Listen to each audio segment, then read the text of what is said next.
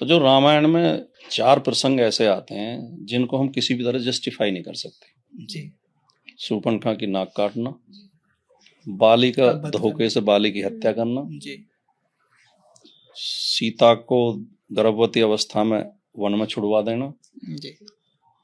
और तपस्या करते हुए शंभुक की हत्या कर देना। जी।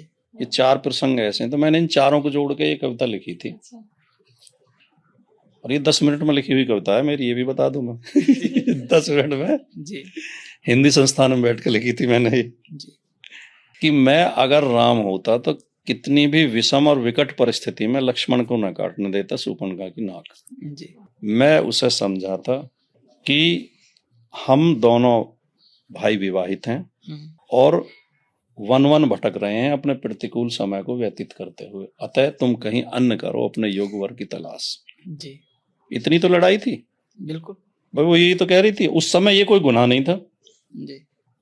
और कई कई पत्नियां रखना भी कोई गुनाह नहीं था। राम के पिता की कुल 3 पत्नियां थी खुद। जी।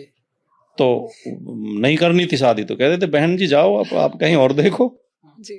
तो ये दूसरा कि मैं अगर राम होता तो धोखे से न करता बाली की हत्या, बाली का वध। बाली का वध किस लिए किया था कि सुग्रीव से तय हुआ था कि मैं सीता की खोज में तुम्हारी मदद करूंगा। जी। तो मैं अगर राम होता जी। तो धोखे से न करता बाली का वध, जी।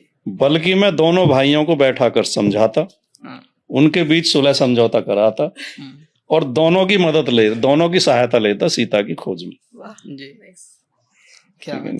तीसरा जो है, मैं अगर राम होता तो किसी व्यक्ति के आरोप पर निर्वासित ना करता गर्भवती अवस्था में सीता को। मैं उस व्यक्ति को बुलाकर समझाता कि सीता गंगा जल की तरह पवित्र है और अग्नि परीक्षा भी दे चुकी है वह।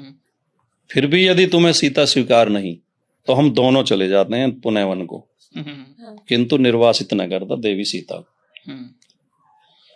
चौथा प्रसंग जो आता है शंभुक का, कि किसी ब्राह्मण पुत्र की असमय मौत हो गई थी। ब्राह्मण राजा के दरबार में आए, राम के दरबार में। उन्होंने कहा आपके राज्य में ब्राह्मणों की असमय मौत हो रही है। तो बोले क्या हो सकता है? बोले कहीं कोई शूद्र तपस्या कर रहा है, तो चलो तलाश करते हैं। तो गए तो शंभुक पेड़ पे उल्टा लटक के तपस्या कर रहा था। तो राम ने ब्राह्मणों की तरफ देखा तो उन्होंने कहा कि इसको मृत्युदंड दो।